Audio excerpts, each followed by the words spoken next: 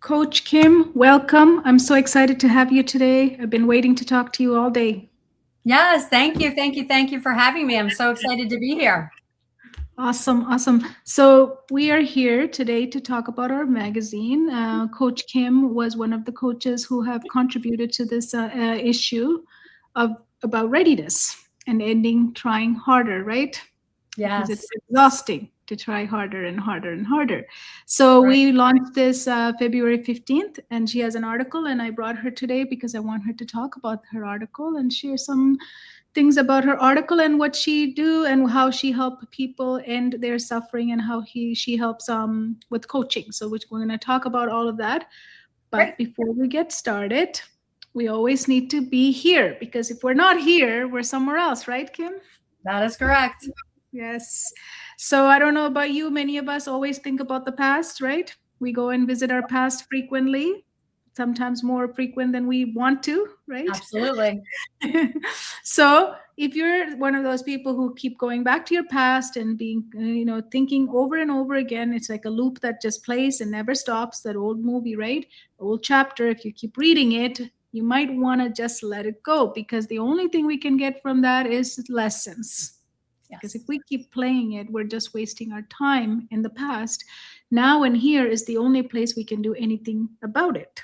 So grab the lessons. I know it's hard. Just as many lessons as possible. And we're just going to let go of the past because holding on to the past does nothing. Correct, Kim? It does not. It does not help you.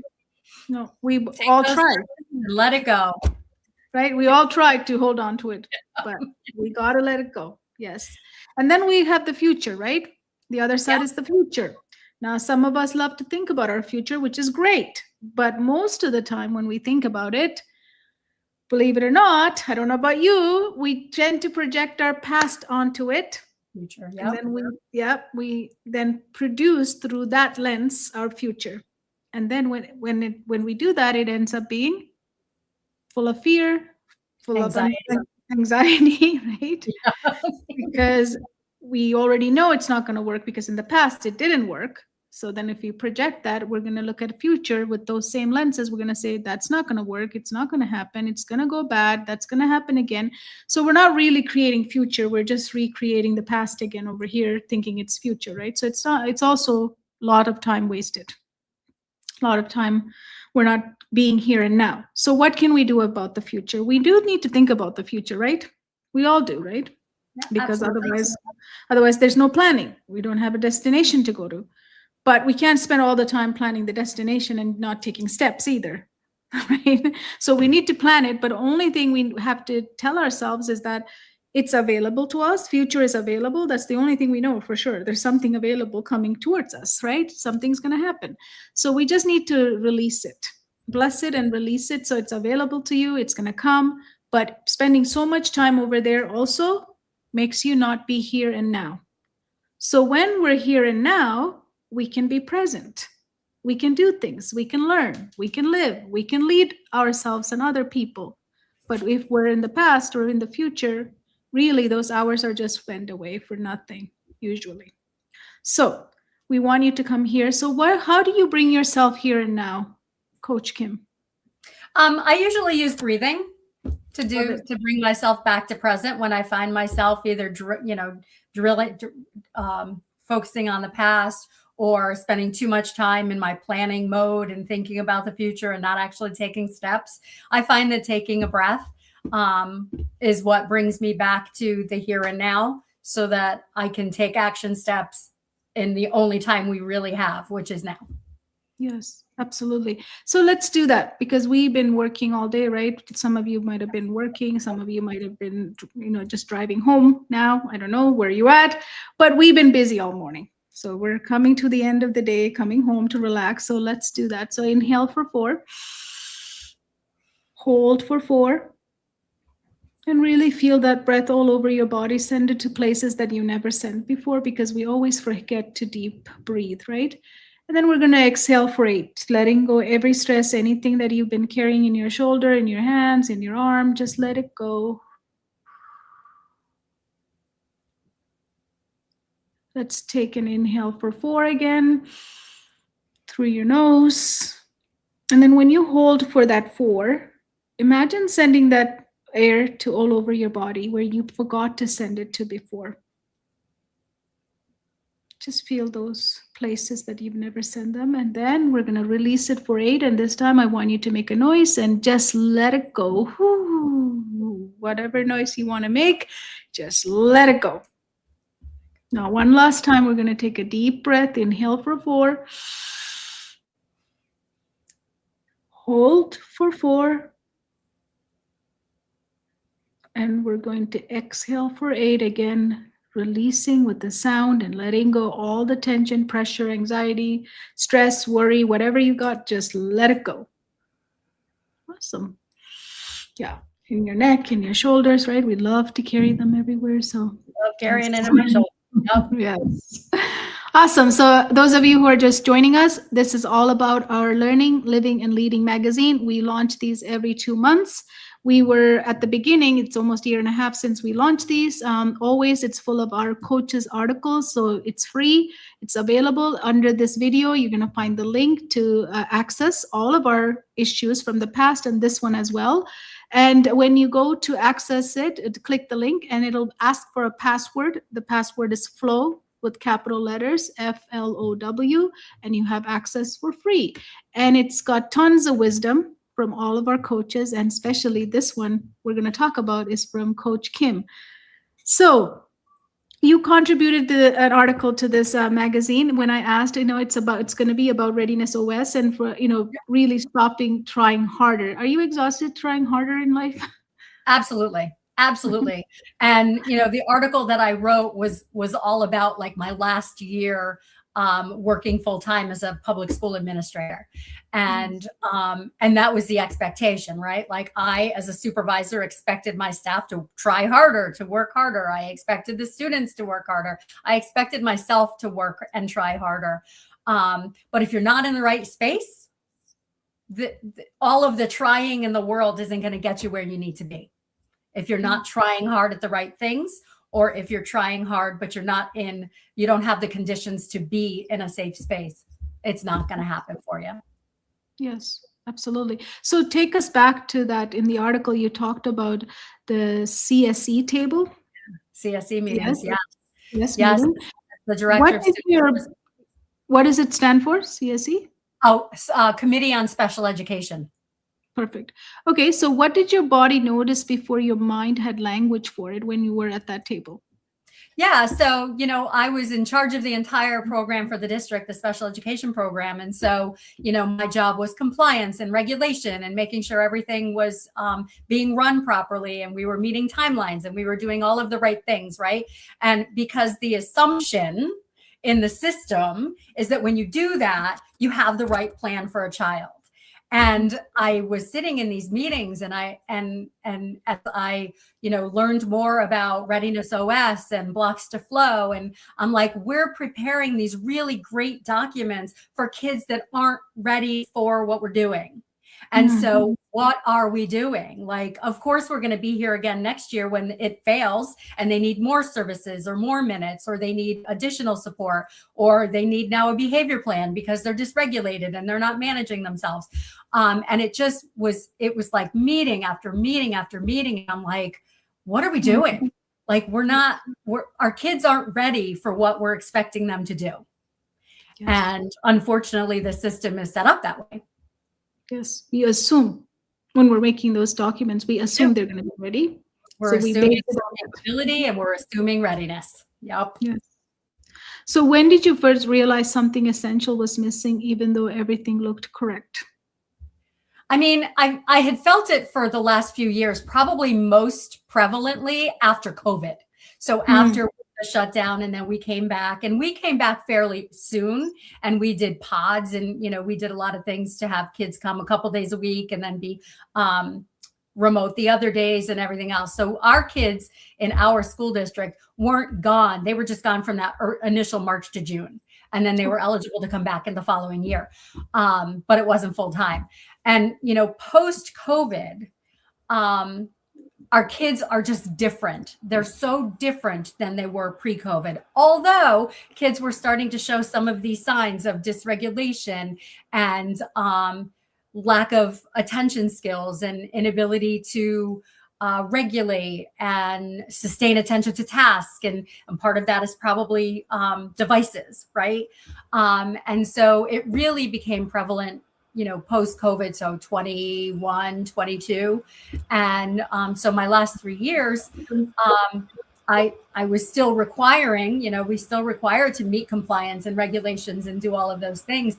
But the plans that had historically worked because kids were ready, kids aren't ready. And so they're being instructed when they are feeling unsafe, or they're dysregulated, or they're laying on the floor or crawling under a table. And here we are like, no, we have to get that math. And it just seems like, more and more these last few years, we're spinning our wheels and not really making an impact on kids' lives. Yes. Yes.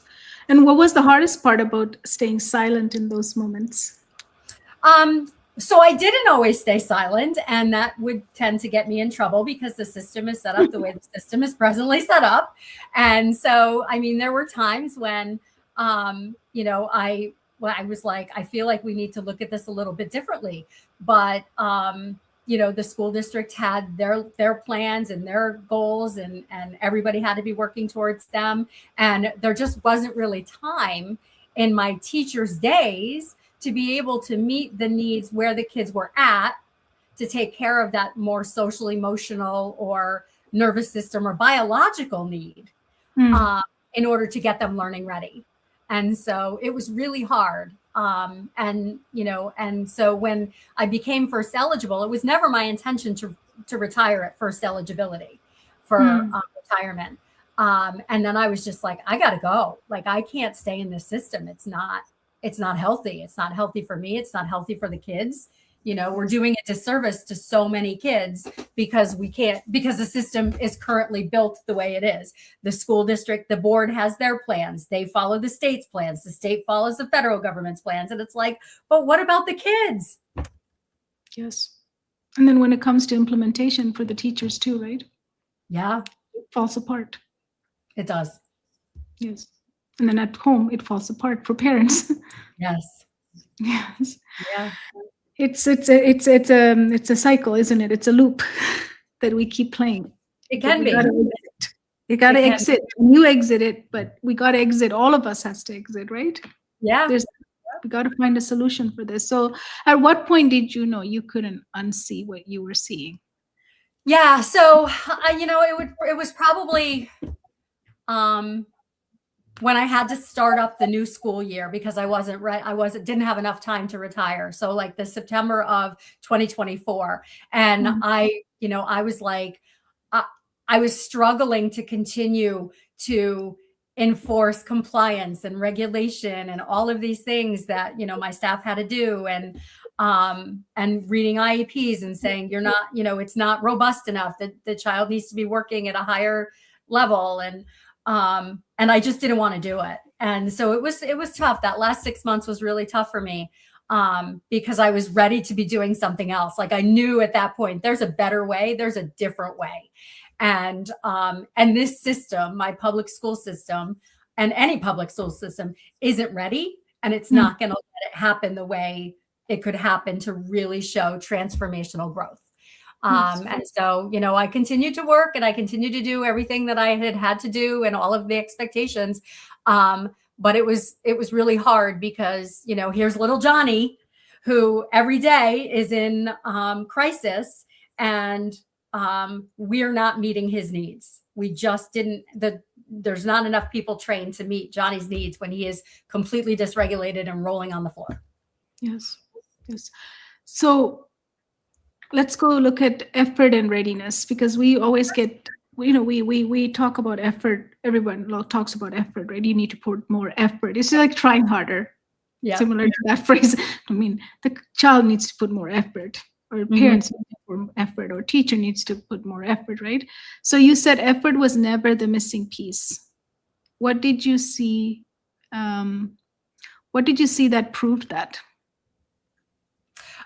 Everybody working really hard, like putting, my teachers my teachers working extra hours, staying late, and doing all of the things, and writing these really great IEPs, and really, going into classrooms and seeing how hard they were working to make those, the growth in the children.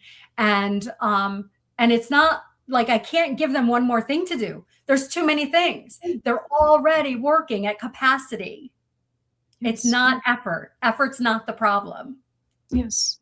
So time is filled with lots of effort, but still the results are not showing. They weren't showing. Yeah. No, it's frustrating.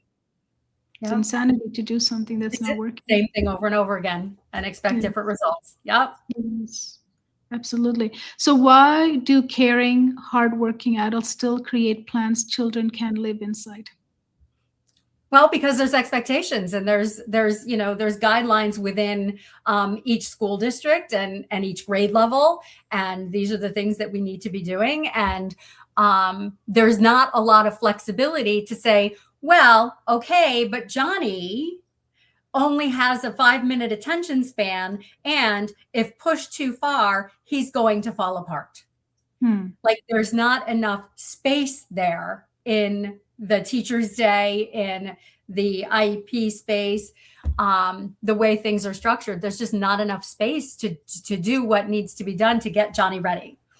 So, and not all diagnoses, like for example, autism, ADHD, each of those gets their different way of IEP written out too, right? For example, like some of them are not full coverage, right? Like you can't get coverage at all for some of them, right? Like learning differences, learning disabilities and stuff. Yeah. Yeah. I mean, as much as the law requires that students be grouped with similar needs, there are sometimes kids with very varying needs placed in a space, whether it's an inclusion or even in a self-contained classroom, where you've got some kids with behaviors and some kids that are nonverbal. And it's just kind of, as much as we did our best to ensure that everyone was in the right place, unfortunately, there aren't enough places because everybody's so individualized. And so you try to individualize within that space, while, still taking Johnny or whoever, who's a 4th grader, and making sure he has access to 4th grade curriculum. But, oh, by the way, his math is on a 1st grade level. So you still have to be meet him where he's at, but still make sure he's learning the 4th grade curriculum. It's insanity. Yeah. And if there's not enough support, EAs or support workers, right? So then it's not just because you have IEP, it doesn't always mean you're going to have support either, right? That's correct. That staffing is a challenge post-COVID. It absolutely is a challenge, whether it's the paraprofessionals, whether it's even having enough certified teachers. Sometimes, you lose a teacher, or you start the year without a teacher and it's a substitute. And so then, there sometimes substitutes are certified teachers and sometimes they're not. And so there is usually anymore presently, like I'll look at the job listings, and many, many districts are looking for staff. They're looking for staff. They're looking for teachers. And so, right, to the extent a school district can, they're obligated to meet a student's minutes and needs and everything else. But if there aren't bodies to fill that, then it doesn't happen. So you've been inside the classroom seeing this, all these plans put to work, but then falling apart. So how do we see it in the child? Like, what are some of the stuff that we see in the classroom? Because sometimes not everyone knows about this, right? Because they're not there to witness this, right? So tell us a little bit about their overwhelm and what do they show? Yeah, I mean, and kids who are overwhelmed can look very, very different, right? I mean, a lot of times, if you take a look at their nervous system and see, many times we have kids who have been through trauma. We have kids who function from a yellow or a red light on a traffic light, where they're in fight or flight survival mode. And your brain goes offline when you're in fight or flight. And so you're not able to learn, you're not able to retain, you're not able to keep things into memory and long-term memory when your body system is in fight or flight. Or even freeze, right? So some kids shut down. The hoodie goes over his head. He puts his head down. So you could see outward behaviors, or you could see retreating withdrawal behaviors. Yes. And many times it's an overwhelmed system. It's an Yes. overwhelmed system who is just not ready Yes. to learn. And then at that point, all the notes and all the planning, there's nothing you can do with it. Right.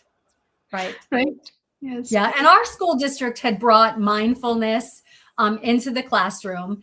And, there are many, many teachers in classrooms who do use it. Many times they use it after the lunch recess break when kids come back from lunch and recess really amped, like really high. Yeah. But like within a day, there are so many children who become dysregulated in the middle of math class. Yes. And you can't take a whole, you can't stop your math lesson necessarily to meet everybody's needs with that. Sometimes teachers will, especially at the primary grades, they'll do a brain break where they'll get up and do some movement or do some breathing. But there's so many students in so many spaces that have so many needs. It's virtually impossible to be able to run a classroom anymore. Yeah, it's diverse. So many diverse. Yeah. So so there's a guilt though, right? As a teacher, isn't there a guilt every teacher feels in their heart that I have this curriculum to teach. I can't take so much time to regulate themselves. Right. Regulate them. Absolutely. I gotta keep going. Let's just push through. And there are those teachers that'll be like, to heck with the curriculum. I've got to meet my kids' needs where they're at. But then they get in trouble from their administration. Yes. And so you're kind of, the teachers who recognize that there's something more that's needed and try to meet that more are sometimes, punished or talked to because of that. Yeah. And then when it comes to observation days or when it comes to collecting the data, there might be not enough data for them to share, then you're going to get in trouble anyway, right? At some point, you're going to be almost like being caught, but you're not getting caught because you have to do what you have to do to get these guys ready, the kids ready, right? Yes, 100%. We had a few really challenging kids at the junior high school my last year and a half, and it was really interesting because there were some afternoons when I would just take my laptop and I would put myself in the conference room at the junior high. And when those kids got dysregulated, I was like, send them to me. And they would come down and I would do a little activity. I would bring them down and get them, re-regulated. And then they could sit and do their work with me in that space. And, but there aren't enough spaces for all of the kids that need that. And that wasn't really part of my job. So like, I need to be showing that I'm doing my job and not taking time to meet the kids' needs, even though I oversaw the whole program. Yes. Yeah. Why do you think that's not something like administrators think you're being proactive about it? Why doesn't they recognize the teachers being proactive? Why is it more looked down and maybe, as you said, it's like almost like a punishment for doing right? And I think it depends on a lot. It depends on the administrator's philosophy, and there are administrators who are very like disciplinary based, and it's like they're in your classroom. You need to manage that classroom. You need to keep them in the class. You need to this, that, and the other thing, and then there are some that believe that the social emotional needs of students are important. Mm-hmm. But then there's not enough bodies to meet the social emotional needs of all of the kids that are struggling. Yeah.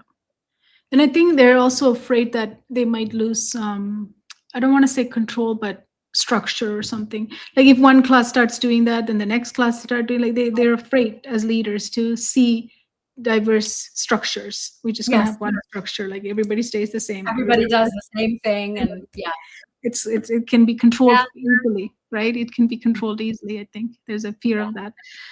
So where did you confuse compliance with readiness? Did you ever do that?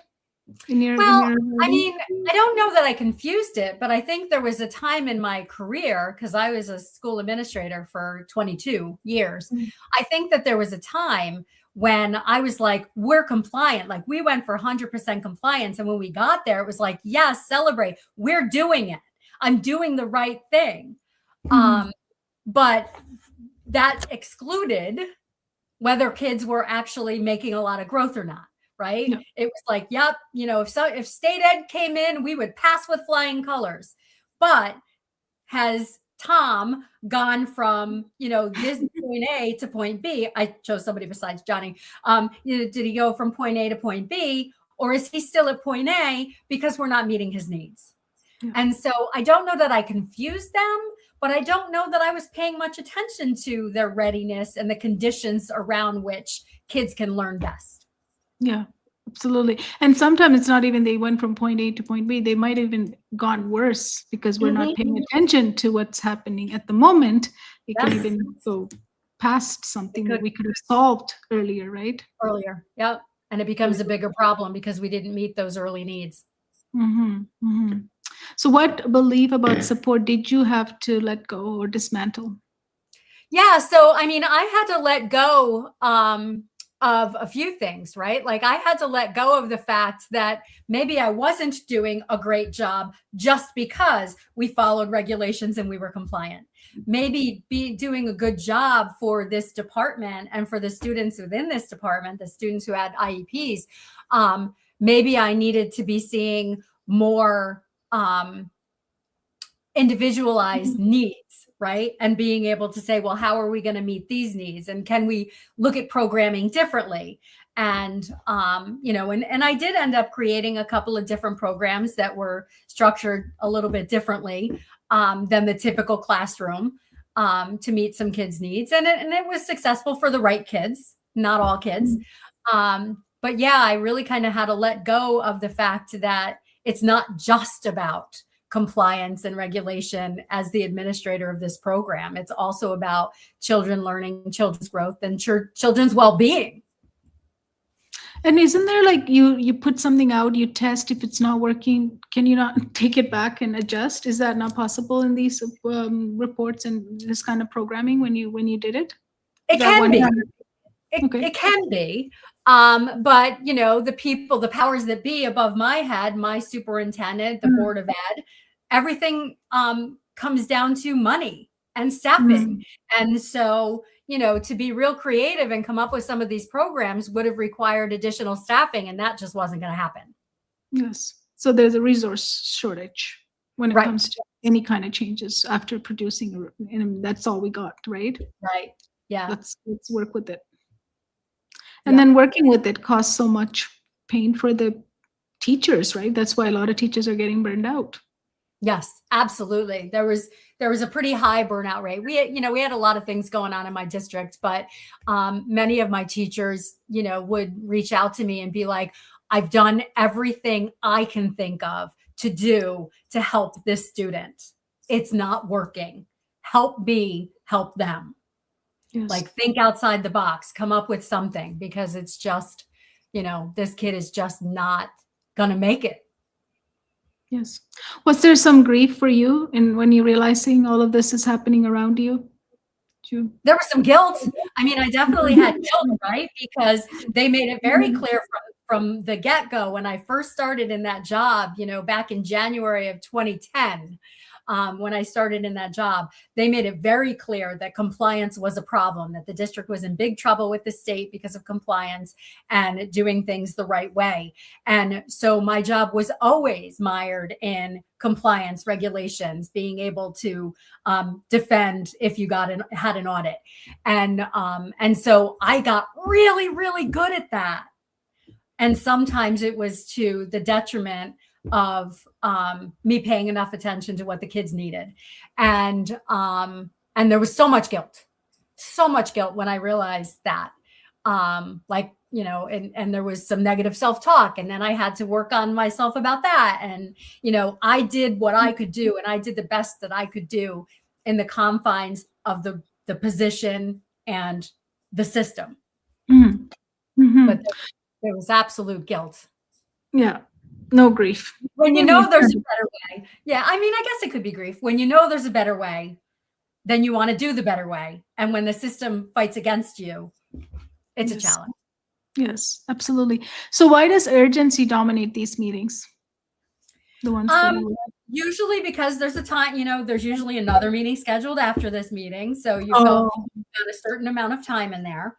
And you have to get through everything. Like all the people have to talk, all of the services, and they have to, talk about the progress that they're making. And then they have to talk about, what the goals are going to be and what services they're going to need. And so it's already set up in for everybody to be in a heightened state. mm, Right? Because there is a time factor. yes. And honestly, if we gave every meeting an hour and a half, we would not be able to get through all the meetings in the year. Yes. Yes. So how many students did you support in this school that you were at? I had, and so in the whole school district, I want to say there was about between 340 and 400 special ed students, pre-K through 12. Wow. It's a lot. Yeah.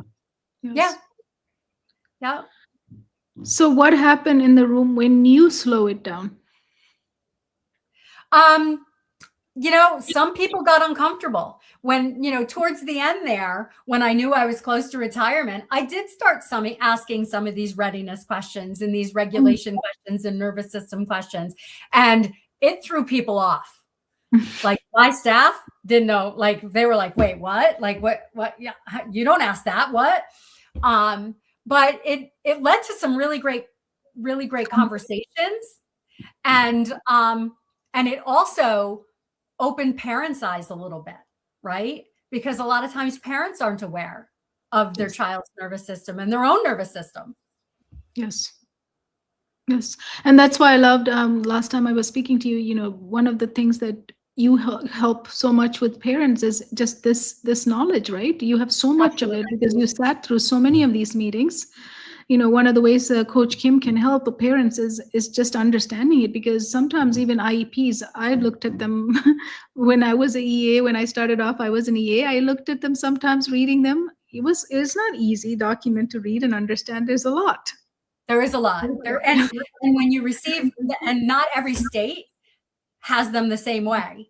And so, there are federal guidelines, but then each state has their own guidelines and has their own document. And so they can be really difficult. And that is one of the things I do. I do educational consulting for parents who are struggling to navigate the special ed process in their district with their child. And so I had one client that the child had been suspended numerous times, and they weren't doing what they needed to do to support the child. And I went in and did a file review, and I just did 2 years. He was a high school student, and I just looked at 2 years, and there were 21 instances of non-compliance. So when you're that out of compliance, there's no way you're meeting the child's needs. And what that does for parents is that puts them in a position. They had an attorney, and that I gave a report to the attorney. So now the attorney and the parents are going to the school district to ask for different services for their child. And they're in a stronger position because the school district did things wrong. Yes. Yes. And so, parents who are watching us right now can relate, when you get those documents, how hard it is for you to even understand. And then after you read through it, it's like those terms and condition papers, right? Sometimes you read through them and then you're like, what did I just read? Like, it almost like it's not regular English. You have to translate it.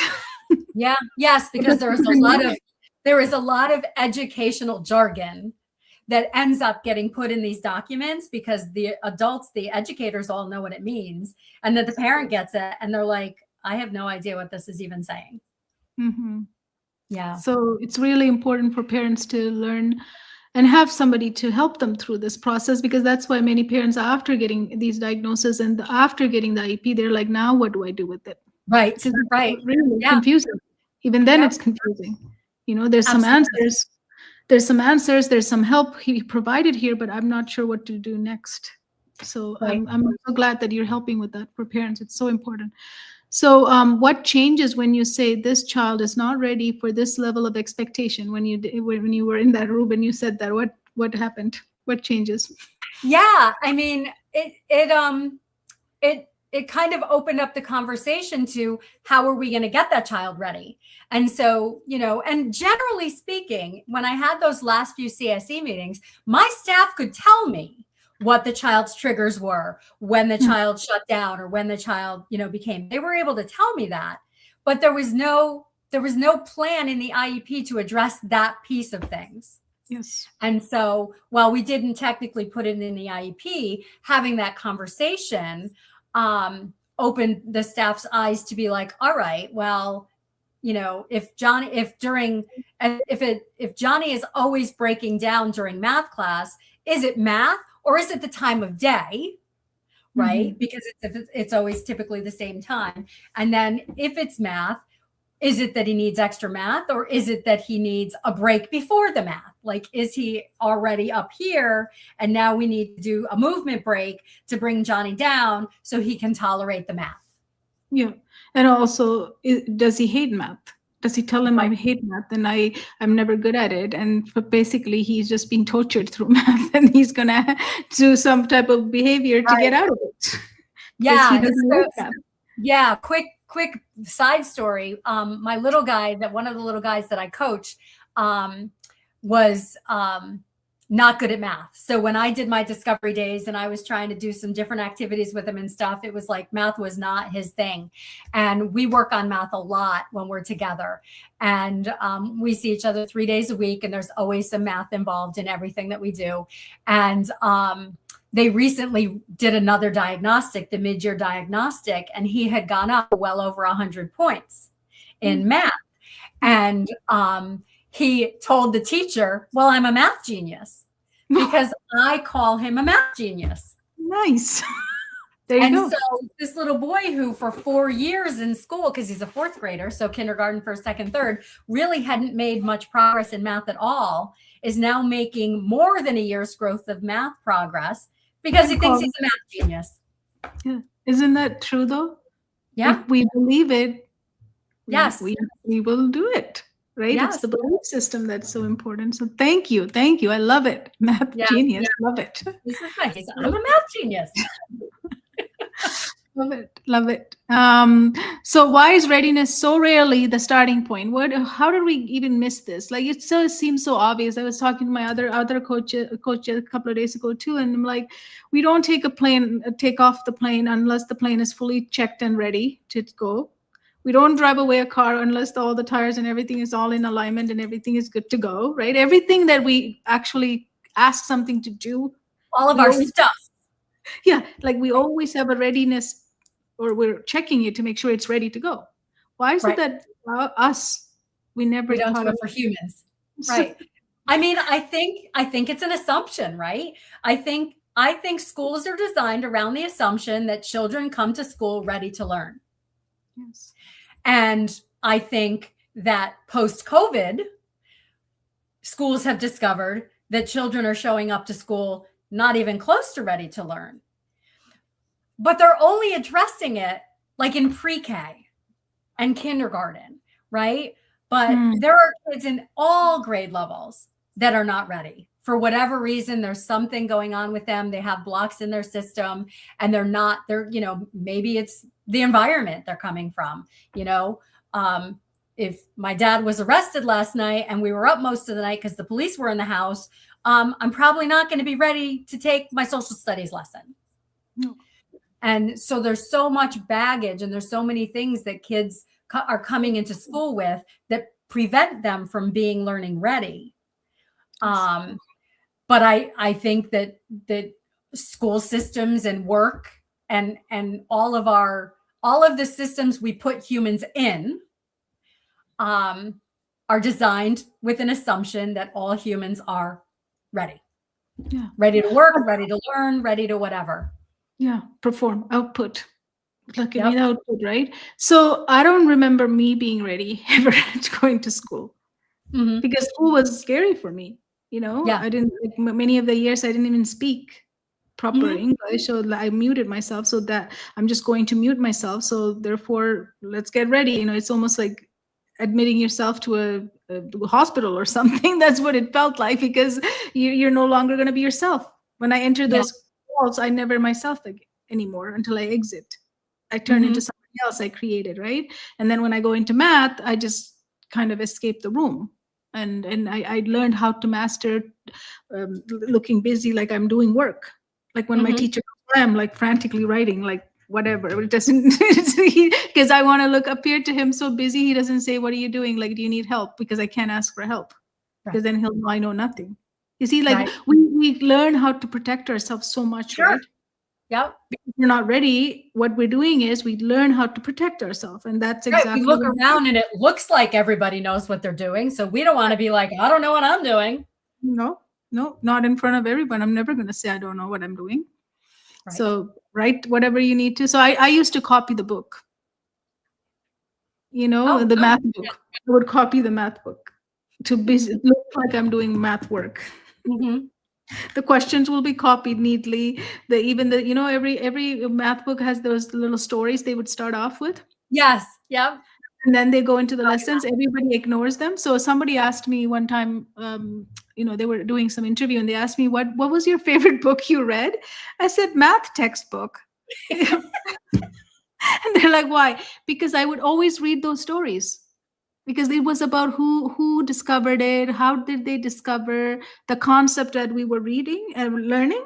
The Right. teacher Okay. would never go over Cover any it. of those. No, no, no, no. They just go to the actual questions, the next Right. page. They would like, go to page this and start from, number one, do, this and this and this, right? They would give us the numbers to Mhm. do. But Right. me, I'm stuck on the story. Right. I You're read the like, I story. want to know about how it was invented. Yeah, but I have to look busy. But it all started, I have to look busy. Right. So that's how I started reading it. And then I got interested. I'm like, okay, what's the next one going to tell me about? So I kind of was reading those books as my, reading book. And Mhm. then I got interested in math later. No, what I'm saying is we always find protection, right? Those are all protection. I was Mhm. protecting myself from everything. And I was good at it. I was mastering every one of them. You were good at your protections? Yeah. Yeah, yeah, looking busy, not asking questions, daydreaming away from the classroom, all of them. I perfected it Wow. beautifully. So that's what all of our kids do when we're not ready. Not just me, When right? they're not Every one ready. of us do that, right? Every one of us do that. Like even as adults, why do we procrastinate? Right. Because we might not be ready to do that, Yeah.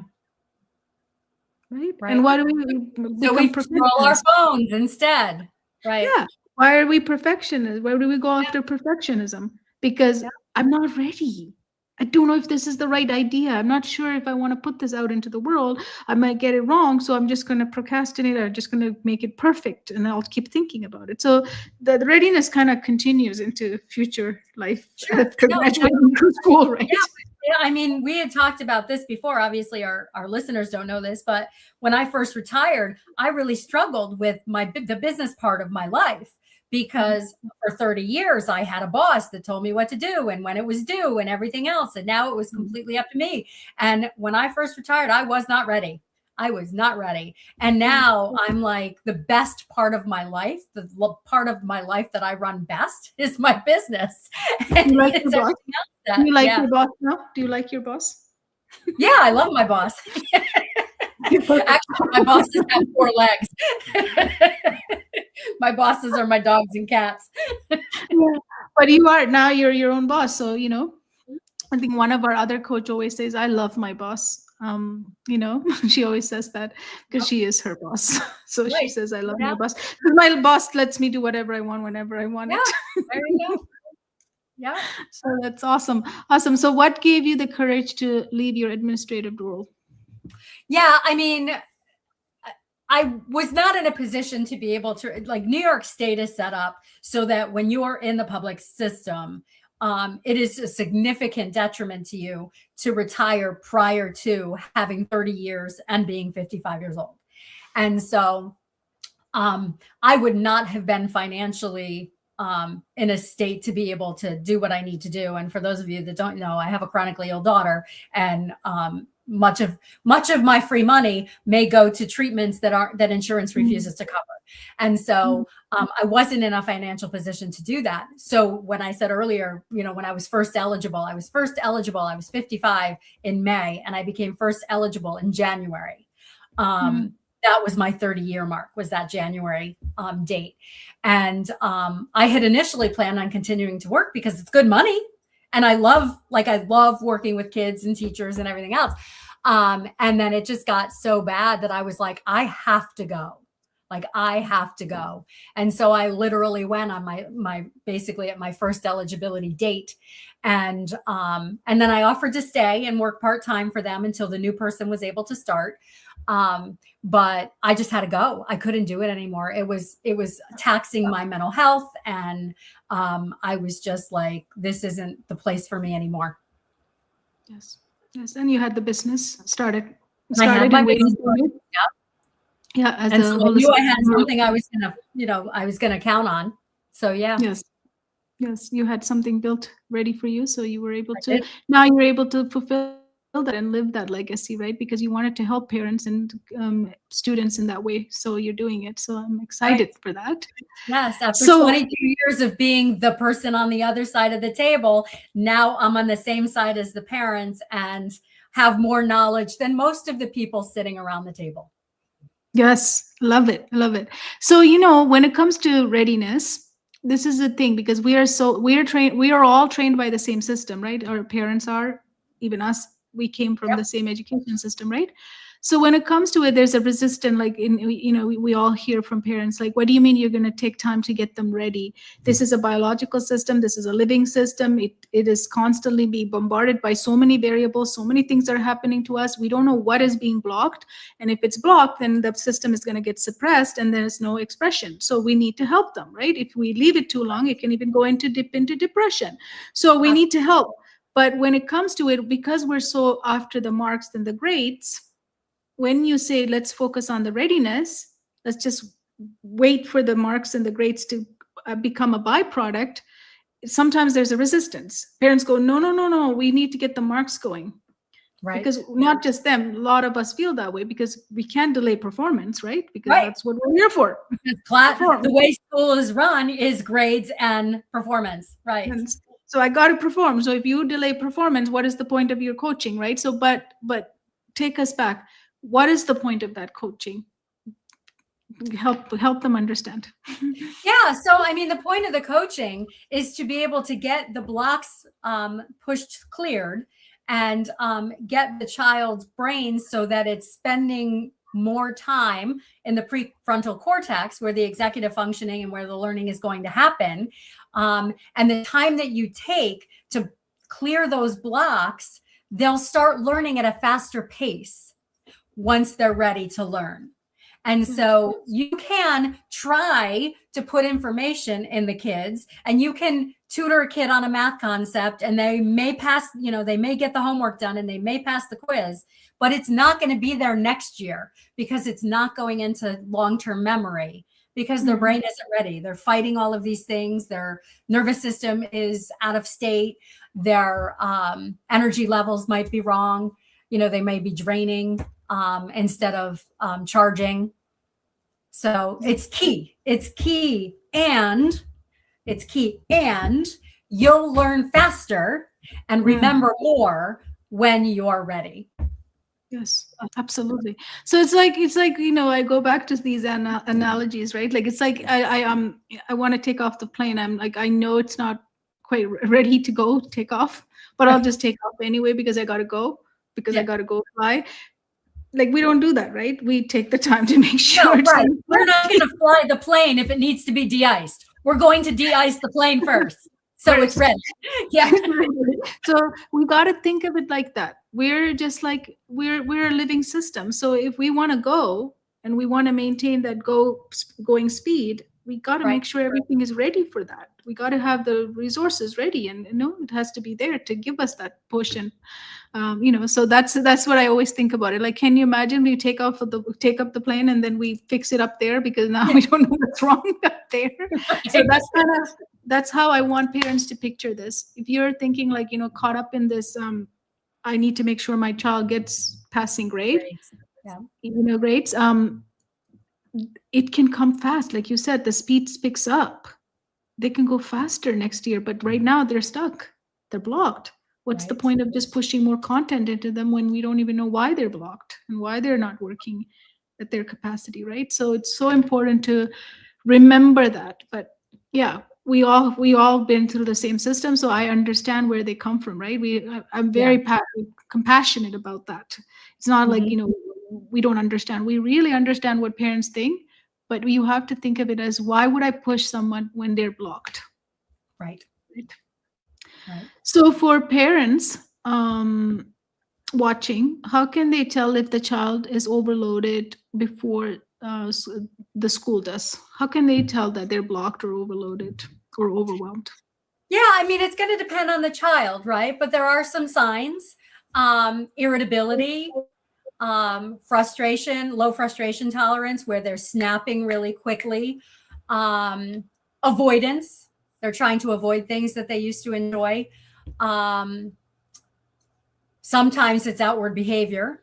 Sometimes it's withdrawal, refusal behaviors. All of a sudden they're struggling to get up to go to school in the morning, when before they were always able to get up.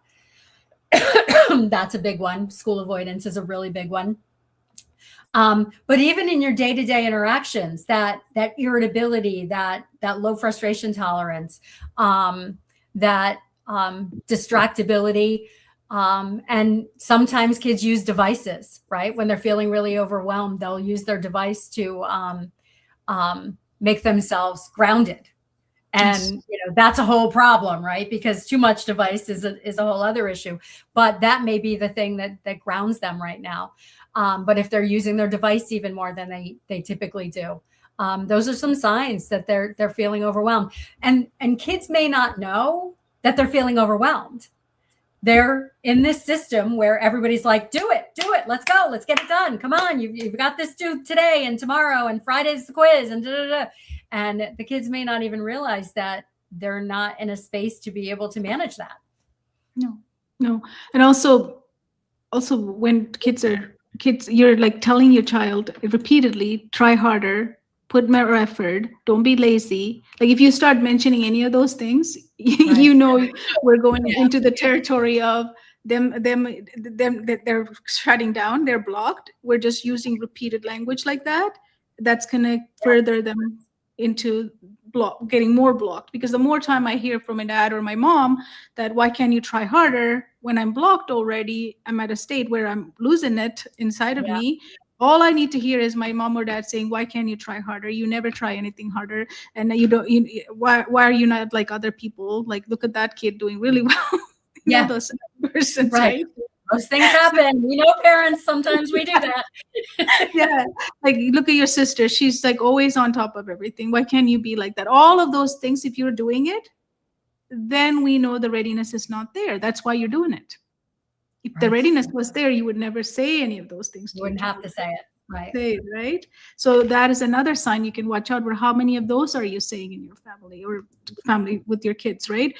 When you're, even in the morning, like how many times do you have to remind things to be done? And if it's constantly, if you are becoming their nervous system or their nagging them to do stuff, like you're giving them message, like they're not independently doing, you're doing it, they're doing it because you tell them to do, that's also another sign, right? That they're getting blocked more and more and more. When you have to tell your child 17 times to do something, there's probably something standing in the way. Yes. And that's why we get frustrated as parents, right? We do. That's too much. So what about for educators watching this episode? How do we recognize when we are building outcomes without conditions? How can they recognize they're building? Yeah, I mean, I think they'll notice in the class when they have more and more kids that are out of sorts, and they're spending more time in the correction mode than in the positive feedback mode, right? That's more and more kids. And Googling nervous system science and or getting in touch with one of the coaches here. There's so many short things that can be done whole class that will bring most kids back into readiness state. Yes. And then you'll have your few outliers that need, more individualized work. And I think teachers get it after recess, right? If your day is going like it when the kids are coming back from recess and they're all like this, if that's happening more and more in your classroom, you've got a readiness problem. And, it really is to your benefit to spend some time on the readiness, because you'll get more learning done after. Yes. And then now with the electronics, not to blame anybody, we are all using it. We all have a lot of the time, a phone with us, most of us, right? And most children do as well these days. I don't know how old some parents are giving it to them. My kids are older now, so I don't know what the age, right? Yeah. I didn't give it until he was 12 or some 12. Yeah, he was 12 when he got his phone. But I think it's too early. I would believe now it's way too early. But I had to leave him, so I need to give him, that's how we get an excuse of leaving him, right? I have to go to work and you got to be alone, so I'm going to give you a phone. That's the starting of it. Right. Well, my daughter was traveling with the wrestling team, and they didn't always get back at this. She was the manager, and they didn't always get back at the same time. And a lot of times the school was locked up and they couldn't call. And so she couldn't call home, and if they got back early.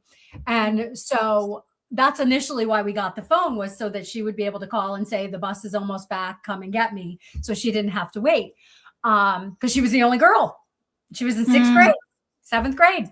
So, and it was way too early. She did not have the skill set to manage that and manage all of this, the negative things that happen on social media. We buy these for our kids for safety, and then it ended up becoming the weapon. They become the unsafe thing. Yeah. Yeah. They have all the things that could go wrong for them inside of it, and we give it to them as the safety tool for us, because we have to, get them, or we have to make sure they're okay at home, or they need this. So it is hard now. And my son is so older now, so it doesn't matter. But nowadays, if I had a little kid, it's even worse than when I had him small, because the things have lots going on, right? Yes, there's a lot more going on than when my kids were little. Yep. Yeah. So it has changed so much. So as a teacher, one of the ways readiness is, if you're constantly, constantly fixing behavior after behavior, and you're calling it all the time behavior, that's a sign, right? Inside the classroom, it cannot be that many behaviors happening all the time. And if you're just doing that and fighting to put curriculum in between behavior episodes, right, that's not working. Right. And you may as well spend that time on readiness and on some of these strategies and teaching the kids regulation skills, because you're spending that time on negative behaviors. You may as well be spending it on positive. Yeah. And just putting it down and say, I think we're not ready to learn. I mean, even telling the kids, putting everything down and sitting down and saying, you know what? I don't think we're ready to learn. We're not going to start learning. Because we're not in the state to learn. And I mean, teaching them all of that is so important too, right? I mean, teaching, right? I'm in my 50s and I'm like, oh, I wasn't ready. So, if somebody had told me I'm not ready, I would have been curious, at that age. Yeah. Instead of going, your behavior is bad, you're not doing this or that. Instead of that, you're not in the state to learn. I would have been, what does that mean? What is the state to learn? What is that? How do I get to the state to learn? Because curiosity brings so much more pleasant experience than just saying you have such a poor bad behavior or attitude. Right. And attitude comes out a lot of times too, right? So it's not easy.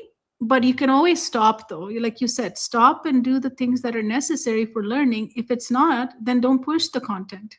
I know you might say, I might get in trouble if I don't push the content, but it's not working. If it is, then sure. You're not getting it anyway. So you're not getting it anyway. Why fight something is not happening? Right. That's where teachers have to look at it more and more and more. If someone is still inside the system and feeling the same, the chest tightening that you described in your article, what would you tell them? I mean, the first thing I would say is take some breaths. Take some breaths where your exhale is longer than your inhale. Recognize some really quick things that you can do to reset your vagus nerve. If you get a chance, go to the bathroom, put some cold water on your wrists, do something to reset yourself, because our kids borrow our nervous system states. And so if we're feeling burned out and frustrated and angry at administration and really annoyed that nobody covered your class because you needed to go to the bathroom, and if you're feeling all of those things, the kids are going to feel that as well. And some of them will actually absorb it. And so you really have to be aware of your own nervous system state and really do check-ins throughout the day. And then some quick calming tools, some quick tool that's unique to you, because it's different for every person, to be able to just implement in that moment to bring you back to readiness, bring you back to calm state. Even when we started this chat with Kim, when we both came in with shoulders up like this because we've been working, we've been doing things. But then when we started talking about the now and being here, right, and present, and we started doing those breathing for 3 times, didn't we get into another state? Like it's completely changed our conversation, right? We're no longer uptight about, oh, I have to have a conversation with Kim now. It's more like, okay, we're just going to have a conversation. So do it. We're here. It's now. We're doing it. So breathing is such a gift we all have 24/7, but we take it so for granted, don't we? Yeah. So the breathing is amazing. Anytime, every time. Just do that. Yeah, I love it. So what would education? Well, I just want to say one more thing. I actually put this on my Facebook page the other day, that we need to practice our regulation tools when we're calm, so that when we start to get in a dysregulated state, our body knows what to do before our brain. I agree. Yeah. And we have to teach that to kids too. Yes. So that they understand that I need to return to this because, because they know what it feels to be in the calm state without being triggered and getting to there, right? Because we only do it when we are triggered. That means I only have to do it then. But if I'm always in a state of calm, I want to return to that. And then this doesn't feel good. When I'm triggered, I don't feel good. I want to return to that. That's what flow is, right? That's flow is addiction. For me, flow has become very addiction because it doesn't feel right. When I'm not in flow, I feel not right. So I want to get back to there as quickly as possible. So I go back to my techniques to get me there again, right? So the same way, breathing, do it when you're calm. So it becomes your natural state. And then if you're ever off, you need to do it again. So what would education look like if readiness was non-negotiable? Oh my, I don't even know. I'd love to fantasize about it though. Wouldn't that be lovely? And it's tricky, right? Because when I do coaching with my people, I'm one-on-one. And so you get that one-on-one attention and everything else. But the changes that I've seen in some of the people that I've coached, it's transformational. It's amazing. My little guy, my 9-year-old, who was 8 when I started with him, he is ADHD and he's a busy guy. And I see him after school. And so, there are times when, mom's like, good luck, he's in a mood. And we can regulate. And if I need to, I can say, doesn't look like we're ready. What do we need to do? And then he'll kind of settle himself down and he'll take a breath and then he'll be able to get through the lesson. So, it works. And if we were able to do that on a class-wide, school-wide basis, where we could get kids to recognize when they're not learning ready and when they're out of state, to get them back to state, amazing things would happen. Absolutely. So what is one sentence you want every parent to remember? Oh gosh, one sentence. I don't even know. Readiness first.